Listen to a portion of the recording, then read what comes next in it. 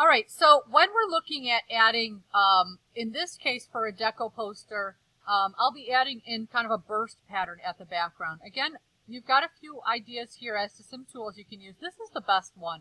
That's what's going to give you this angled, nice straight lines.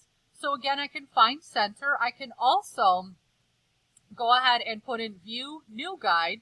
I can put a vertical guide at 50%. So you can change that and put a percentage sign in. This is going to be my center, and I could say, all right, so I'm going to start right at the center. I'm going to go ahead and click right there. I'm going to pull one out this way. I'm going to click off my canvas or off my artboard, out onto the negative space. And let's say I'm going to pull it right back. Then I'm going to come over here to this gradient tool.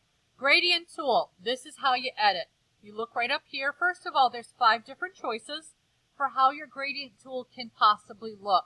You can have just a straight linear gradient. You can have a radial gradient.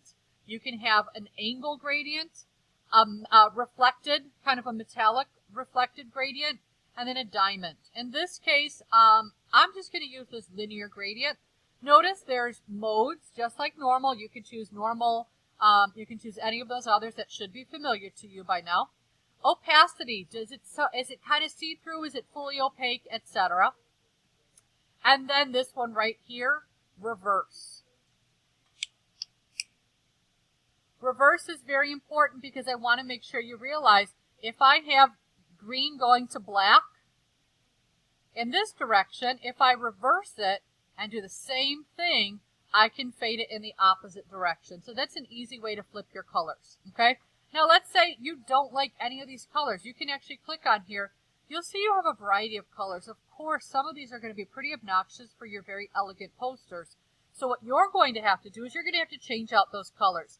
And by doing that, what I generally do is I pick the one that's the closest to what I think my gradient fade should look like. Let's say I like that gradient fade, but I'm going to go ahead and click on it. I've double clicked on it and it opens up my gradient editor, okay?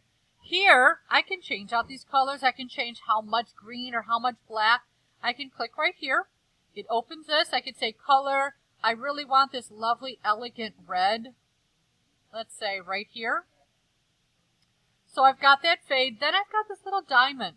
You can grab that diamond and I can move it across there to fade it so I have more red showing, for example. I could also click over here and add another color if I wanted to. You can come in there. And then let's say I'm going to add a grayish red. Maybe I like that fade a little bit more. And again, change how it's blended by using these diamonds. All right. So I'm going to say, okay. I'm going to go ahead and I'm going to click and I'm going to stretch a line straight through the center. And notice that's where I get my beautiful gradient.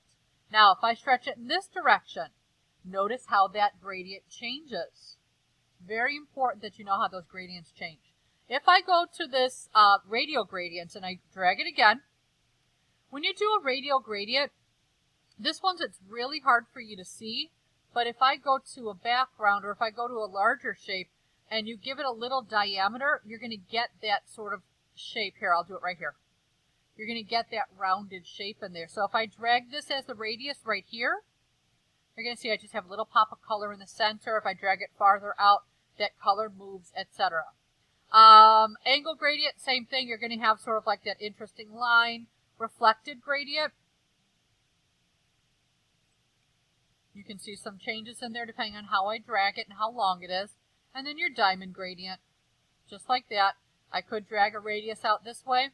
You're going to see it looks strangely similar in this small shape to the other items, but it actually does come out a little bit more. So that's kind of an interesting way to add a little bit more value in there. So again, those are gradients. Those are things that you're going to really want to use. Again, noticing I did put it on its own layer. I could then take that one and I could Control J. And then I can Control T. Again, don't forget that's that free transform. I could grab that exact one without having to redo too much.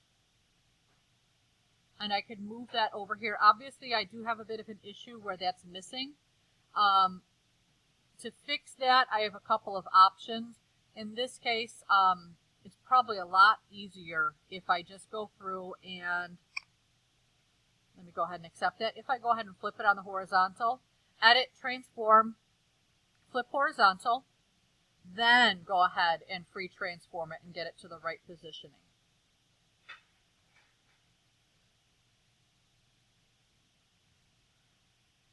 Really have to work at that to make sure I got that right angle. Of course, I could calculate those angles really well. If I flipped it before I rotated it like that, it probably would have been a lot easier. But those are just some of the ways that you can kind of put things together and incorporate more values and more ideas as to how your piece will be born in order to kind of create an Art Deco style. Again, those can later be merged. You can also create a group. Oh, sorry, wrong one. You can also create a group. And this is the gradient background. And then I'm going to put those pieces in there. I hold the shift key to get both of them. And I popped them in there. So again, little something for you today, working with gradients, working with polygonal lasso tool in order to give that geometric flair to your finished piece.